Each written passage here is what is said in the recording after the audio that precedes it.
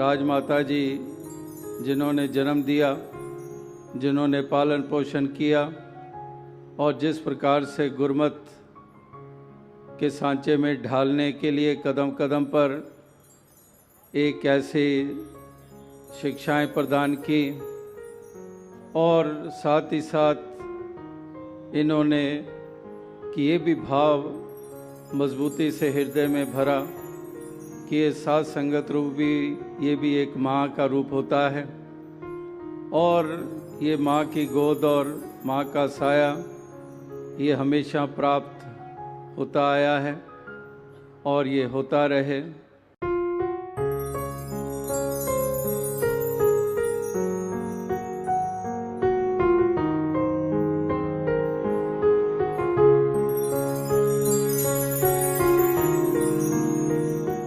नौजवान अगर सही दिशा अख्तियार कर ले तो कहाँ से कहाँ पहुँच सकते हैं। क्या ये नौजवानी की जो इच्छाएं होती हैं इनमें नहीं है? क्या इनकी वो दिल की धड़कनें उस अनुसार नहीं हैं? जो संसार में हो रहा है, जिस तरह से इंसान सोचते हैं कि नौजवानी की उम्र तो केवल और केवल इन पहलुओं को निभाने के लिए होती है, तो इस तरह से इन नौजवान ही किस कदर ये संदेश अपने जीवन के द्वारा देते हैं कि वाकई ही सब कुछ वही नहीं है जिसको आज के नौजवान मान बैठे हैं। इससे आगे भी है बहुत कुछ। यहाँ पर नौजवानों को मोटिवेट किया जाता है और नौजवानों के ऊपर विश्वास करके उनको जिम्मेदारियां दी जाती हैं ताकि वो भी एक रिस्पॉन्सिबिलिटी फील करें और इस अनुसार वो अपने आप को इसी दिशा की ओर बढ़ाते चले जाएं जो ह्यूमन वैल्यूज़ के ऊपर बेस्ड है, जो लव, कंपैशन, टॉलरेंस के ऊपर बेस्ड है, जो सेल्फलेसनेस के ऊपर बेस्ड है, उसके ऊपर अपने आप को स्थित रखें। और वाकई खुशी होती है नौजवानों को इस कदर देखकर कि किस प्रकार से सभी अपने आप को उस ओर बढ़ाते चले जा रहे हैं।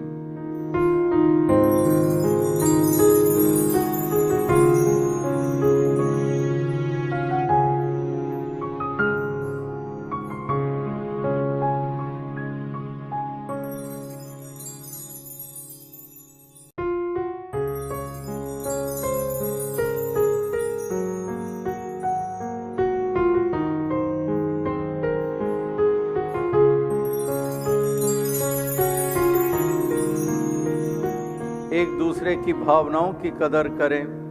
एक दूसरे का साथ दें, एक दूसरे के सहयोगी बनकर चलें,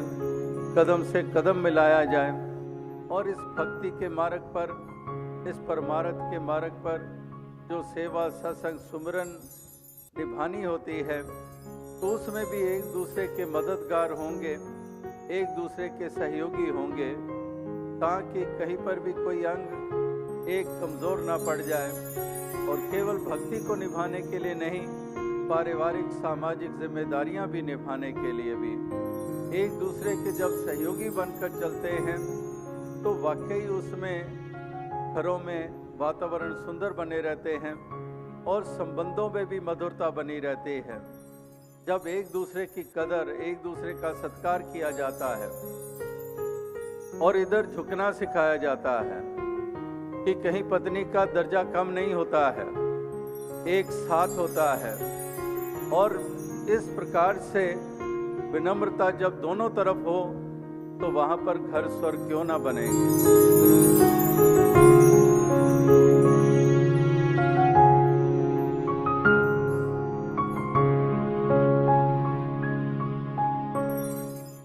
तो एक घरों के वातावरण इन्हीं गुणों से युक्त होकर जीवन जीने के कारण ही सुंदर बनते हैं। निम्रता रूपी, प्यार रूपी, एक दूसरे का सत्कार रूपी, जुबान पे मिठास, विवेक पूर्वक जिम्मेदारियों को निभाना, यानी कि विशालता की भी ज़रूरत, सहनशीलता की भी ज़रूरत। तो ये परिवार के हर सदस्य में इसकी ज़रूरत है। परिवार के तमाम सदस्यों में भी अगर यही गुण आ जाएं तो वाकई स्वर्ग बनता ही बनता है और घर आंगन महक उठता है।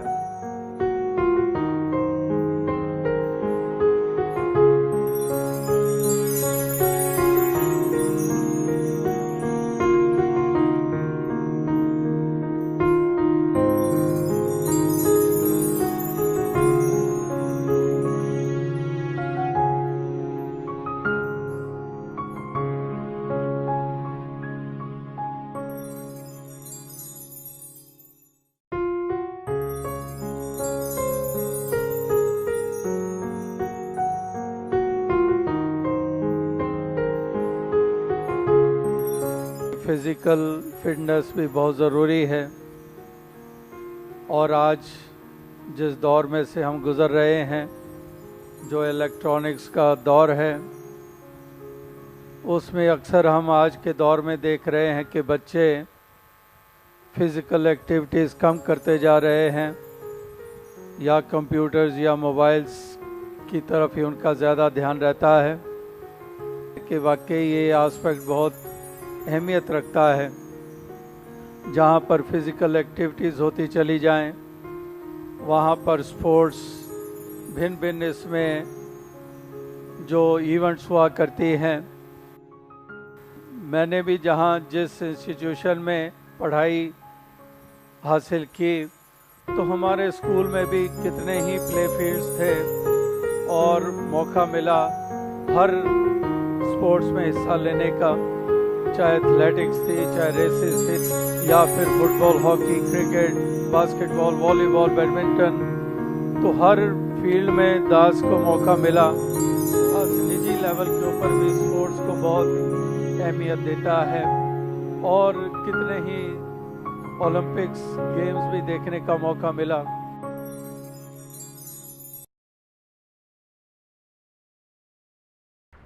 दास यही समझता है कि महापुरुष तो हमेशा अवसर ढूंढते हैं कि किस तरह से हम अपना प्यार प्रकट कर सकें और इस तरह से खुशियाँ ये मना सकें। और दास का भी यही भाव रहता है, कोशिश रहती है कि जिस तरह से जिस रूप में भी दास किसी को खुशी प्रदान कर सके, साथ संगत को खुशी प्राप्त हो सके, तो इसलिए ये तुझसे जतन जितने भी हो पाते हैं, तो दास के मन में भी हमेशा यही भाव रहता है।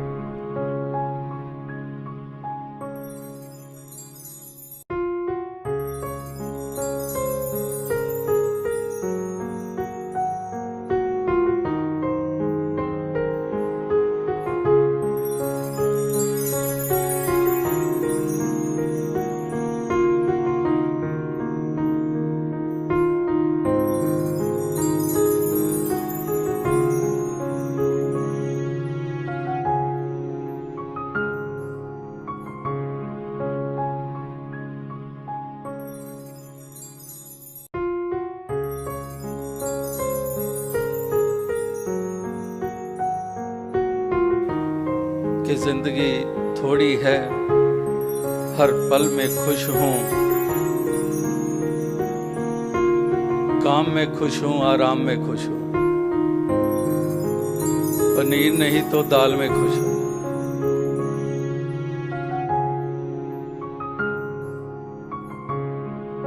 गाड़ी नहीं तो पैदल ही खुश हूँ।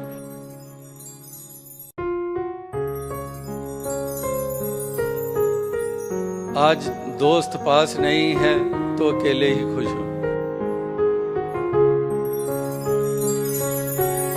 कोई नाराज हो गया है उसकी इस अदा में ही खुश हूँ।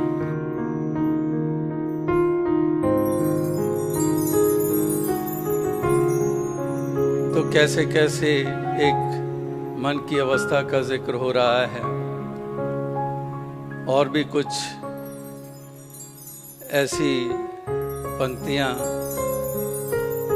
कि कल तो बीत चुका है, उसकी मीठी याद में खुश हूं, और कल अभी आया नहीं है, उसके इंतजार में खुश हूं।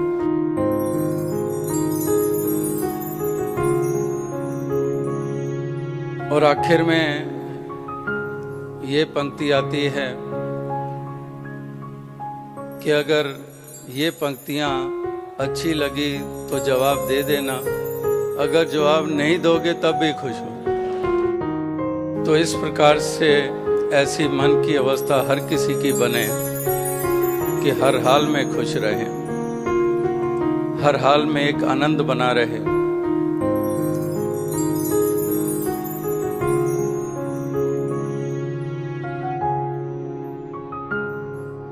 समाज के लिए अनेकों उत्तरदायित्वों का पालन किया जा रहा है, जहां पर समाज की सेवा के रूप में कैसे कैसे योगदान महापुरुष देश विदेश में दे रहे हैं। कहीं पर सफाई अभियान चल रहे हैं, कहीं पर ब्लड डोनेशन कैंप्स लग रहे हैं, कहीं पर कोई और विमेन एम्पावरमेंट की स्कीम्स चल रही हैं, कहीं पर यूथ एम्पावरमेंट की स्कीम्स चल रही हैं, कहीं पर गांव खेड़ों में योगदान दिए जा रहे हैं। तो केवल यही पहलू नहीं है, मिशन का जो योगदान है वो लोक परलोक दोनों को संवारने के रूप में है। जो पिछले चंद वर्षों से जो 23 फरवरी को दास का जन्मदिन मनाया जाता है, एक गुरु पूजा के नाम से उस दिन को मनाया जाता है, तो उस वक़्त महापुरुषों ने अपनी इच्छा जाहिर की थी कि इस तरह से ये कुछ रूप ऐसा बने, वरना 23 फरवरी तो हर साल ही पहले भी आती थी और उस वक़्त दास कहीं ना कहीं टूर पे किसी स्टेशन पे होता था और वहीं पर सीमित सी संगत अपनी खुशी जाहिर कर लिया करती थी। लेकिन अब जब से यहाँ दिल्ली में ही ये इस गुरु पूजा दिवस के रूप में ये मनाया जा रहा है, तो यही ध्यान में बात आई है कि 23 फरवरी को ये गुरु पूजा दिवस तो ज़रूर नाम वही रहेगा, लेकिन ज़रूरी नहीं कि दास यहीं हो, कहीं पर भी हो सकते हैं। बाकी उस दिन जो सफाई अभियान है वो उसी तरह से वो कार्य होंगे। कोई और भी निर्णय सोशल सर्विस के रूप में उस दिन किए जाते हैं, निर्णय लिए जाते हैं, वो उसी तरह से होंगे। लेकिन वो जो बाकायदा रूप बनता है वो दास यही समझता है कि वो अब इसके बाद ज़रूरी नहीं।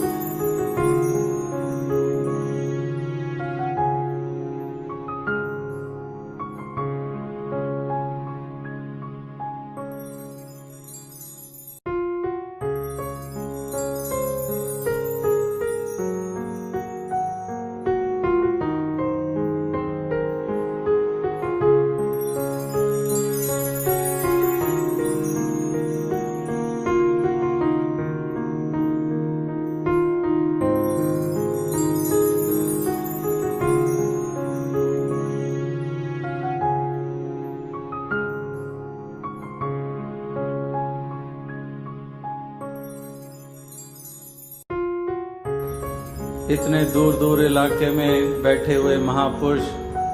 केवल एक पल, एक क्षण, खाली गाड़ी का एक पल रुकना और उनके चेहरे पे जो खुशी और आंखों से छलकती हुई वो प्रेम की धारा, वाकई ही दास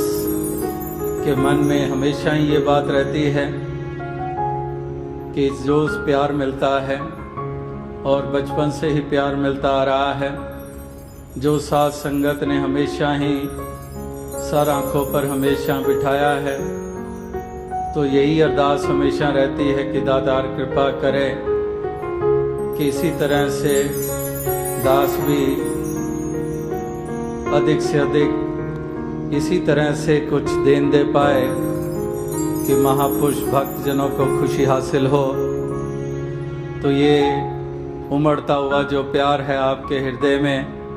जैसे कि दास हमेशा कहता है कि आई एम सो लकी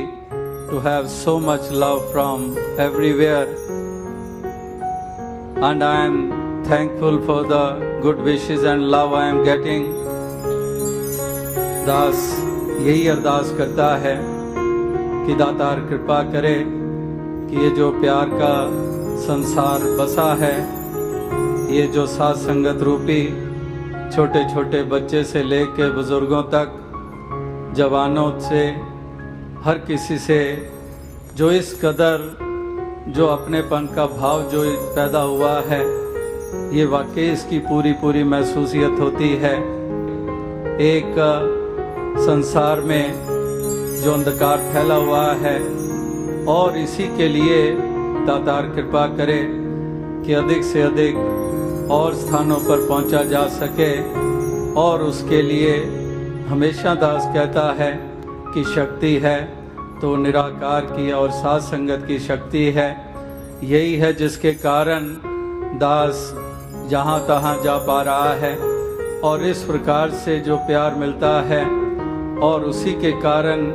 एक ऐसी रवानगी आ जाती है, और उसी से एक शक्ति और ताकत मिलती है। यही अरदास है कि उपकार के कार्यों में ये शक्ति ताकत हमेशा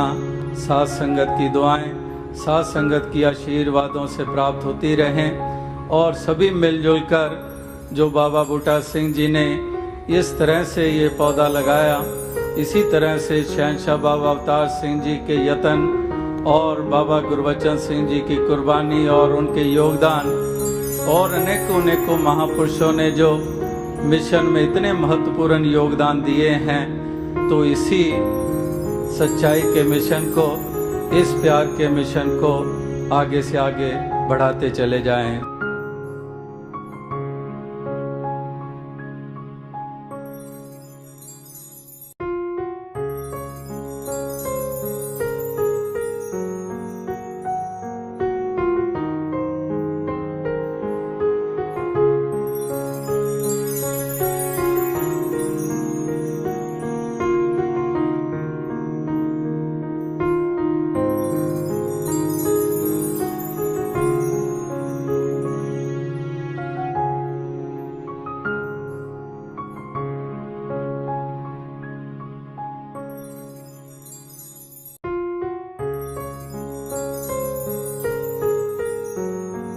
कहीं पर भी कोई हो, अगर ये ज्ञान याद रहता है तो ये तार जुड़ी रहती है। शरीर कहीं पर भी